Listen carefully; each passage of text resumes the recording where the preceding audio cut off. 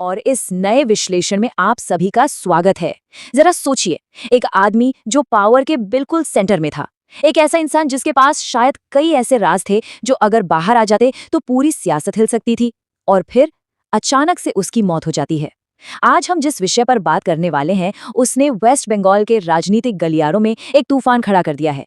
हम विश्लेषण कर रहे हैं विपक्ष के बड़े नेता शुभेंदु अधिकारी के पर्सनल असिस्टेंट की अचानक हुई मौत का।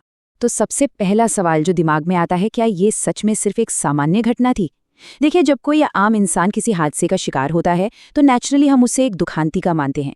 लेकिन जब बात एक ऐसे व्यक्ति की हो जो सत्ता और राजनीति के सबसे गहरे राजों से जुड़ा हो, तो ये सवाल उठना तो लाजमी है ना कि क्या ये वाकई सिर्फ एक इत्तेफाक था, या फिर जो आशंका आजकल हर जगह जताई जा रही है, क्या ये एक प्लान्ड साइलेंसिंग थी, यानी किसी ऐसी आवाज को हमेशा के लिए खामोश कर देना जो शायद बहुत कुछ जानती थी।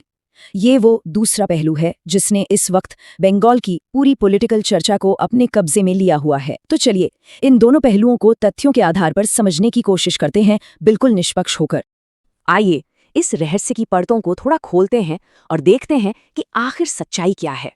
अचानक मौत, अनगिनत थ्योरीज और जीरो कंफर्म्ड इन्फॉर्मेशन। जैसे ही शुभेंदु अधिकारी के पीए की मौत की खबर आई ना, इंटरनेट और सोशल मीडिया पर थ्योरीज का एक सैलाब सा आ गया। एक तरफ कुछ लोग इसको एक बेहद दुर्भाग्यपूर्ण हादसा बता रहे हैं, तो वहीं दूसरी तरफ लोग सीधे तौर पर इसमें एक सस्पिशियस राजनीतिक साजिश देख रहे हैं। लेकिन सबसे बड़ी प्रॉब्लम यह है कि इस पूरे शोर शराबे के बीच हमारे पास एक्चुअल प्रामाणिक जानकारी फिलहाल शून्य है, जीरो। अब इस मुद्दे की गंभीरता को समझने के लिए हमें पर्दे के पीछे की उस ताकत को समझना होगा। आखिर एक पीए का रोल होता क्या है? देखिए, एक पॉलिटिकल पीए का मतलब सिर्फ एक सामान्य असिस्टेंट नहीं होता, बिल्कुल नहीं। वो दरअसल एक ऐसा अधिकारी होता है जो किसी नेता के डेली ऑपरेशंस, गुप्त बातों और पॉलिटिकल स्ट्रेटजीज का डायरेक्ट चश्मदीद गवाह होता है। और जब बात राज्य के सबसे मुख्य विपक्षी नेता की हो, तो उनके पीए की जिम्मेदारी और उनसे जुड़ी सेंसिटिविटी ऑटोमेटिकली कई गुना बढ़ जाती है।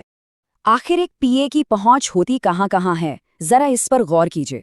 नेता के स्केड्यूल्स, उनकी सबसे प्राइवेट मीटिंग्स, कॉन्फिडेंशियल डॉक्यूमेंट्स, अहम फोन कॉल्स और सबसे जरूरी स्ट्रेटेजिक सीक्रेट्स। असल में वो अपने नेता की परछाई होते हैं। तो नेचुरली जब इस लेवल का एक्सेस रखने वाले किसी इंसान की अचानक मौत होती है, तो मुद्दा खुद ब खुद बहुत सेंसिटिव बन जाता है। अब इस पूरी घटना को समझने के लिए हमें थोड़ा बंगाल के राजनीतिक अखाड़े पर भी नजर डालनी होगी। हम सब जानते हैं कि बंगाल का राजनीतिक माहौल हमेशा से कितना गर्म और आक्रामक रहता है। इंटेंस दुश्मनी, बेहद आक्रामक चुनाव, लगातार होते प्रदर्शन और बड़े बड़े आरोप, ये वहाँ की रोजमर्रा की राजनीति का एक अहम हिस्सा है। एक ऐसी जगह जहाँ छोटी से छोटी बात कब बड़ा मुद्दा बन जाए, इसका अंदाजा लगाना मुश्किल है। तो एक ऐसे हाईली चार्ज माहौल में जब किसी की अचानक मौत होती है, तो विवाद पैदा होना बहुत स्वाभाविक है। ऐसे एक्सप्लोजिव एनवायरनमेंट में लोग आमतौर पर किसी ट्रैजिक इंसिडेंट को सिर्फ ट्रेजेडी नहीं मानते हैं, उनका दिमाग तुरंत साजिश और टकराव की तरफ जाता है। और ठीक वही हमें इस केस में भी देखने को मिल रहा है। चलिए अब इन कहानियों और हकीकत के बीच के फर्क को थोड़ा करीब से समझते हैं। लोगों के जहन में इस वक्त कई अनसुलझे सवाल घूम रहे हैं। क्या उन पर कोई भारी दबाव था? क्या इसमें कोई बेहद सेंसिटिव पॉलिटिकल राज शामिल थे? क्या ये एक पर्सनल मैटर था, या फिर किसी छिपे हुए राजनीतिक टकराव का नतीजा? ये सवाल हर जगह पूछे जा रहे हैं, पर ख्याल रखने वाली बात यह है कि इनका ठोस जवाब फिलहाल किसी के पास नहीं है। होता क्या है ना, जब भी ऐसा कोई बड़ा पॉलिटिकल इंसिडेंट होता है तो दो चीज़ें पैरेलल चलने लगती हैं। एक तरफ होती है इन्वेस्टिगेशन, जहां ऑफिशियल एजेंसी सच्चाई और फैक्ट्स ढूंढ रही होती हैं, पर दूसरी तरफ एक नैरेटिव वॉर शुरू हो जाती है। मीडिया और पॉलिटिकल पार्टीज के बीच एक विचारधारा की लड़ाई। एक साइड अपनी थ्योरी सामने रखती है तो दूसरी साइड उसे प्रोपेगेंडा बोलकर तुरंत खारिज कर देती है। अगर आप पब्लिक रिएक्शन को देखें तो वो दो हिस्सों में बंट चुका है। एक बड़ा हिस्सा लगातार प्रॉपर इन्वेस्टिगेशन की मांग कर रहा है ताकि असली सच सामने आए। वहीं दूसरा ग्रुप इन तमाम कॉन्स्पिरेसी थ्योरीज का कड़ी शब्दों में विरोध कर रहा है। उनका मानना है कि हर चीज को राजनीतिक साजिश का रंग देना ठीक नहीं, और इन दोनों तरफ के बेहिसाब शोर के बीच असली सच कहीं दब कर रह गया है। लेकिन इस सब में एक बहुत अहम चीज छूट रही है, वो है इस पूरी घटना की इंसानी कीमत। एक तरफ एक परिवार का दुख है, एक ऐसी फैमिली जिसने अपना एक बहुत करीबी इंसान खोया है। उनके लिए ना ये कोई पॉलिटिक्स नहीं है, ये उनकी सबसे बड़ी निजी ट्रेजेडी है। और इसके ठीक विपरीत हम देख रहे हैं टीवी डिबेट्स और ऑनलाइन हैशटैग्स, जहां इस दुख को एक सेंसेशनल राजनीतिक तमाशे में बदल दिया गया है। होता यही है, राजनीतिक शोर के पीछे जो असली इंसानी पहलू है ना, वो हमेशा कहीं छिप जाता है।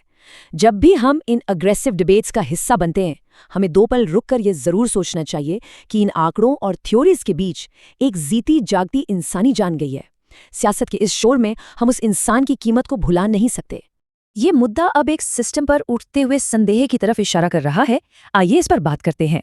सबसे बड़ा सवाल ये उठता है, क्या आधुनिक राजनीति सच में इतनी टॉक्सिक हो चुकी है?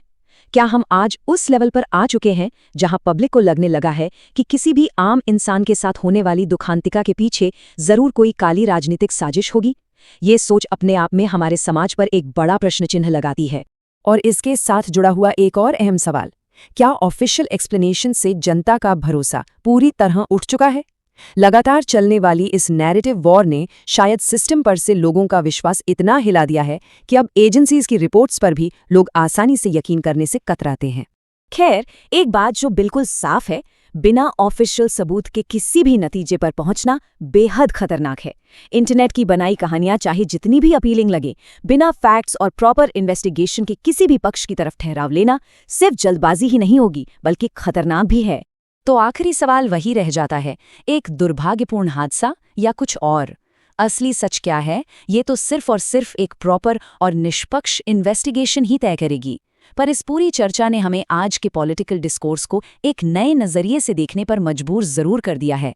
इन तथ्यों पर विचार कीजिए। ऐसे ही डीप और तथ्यपूर्ण विश्लेषण के लिए जुड़े रहिए और स्रोत सामग्री को समझने का ये सफर हमारे साथ जारी रखिए।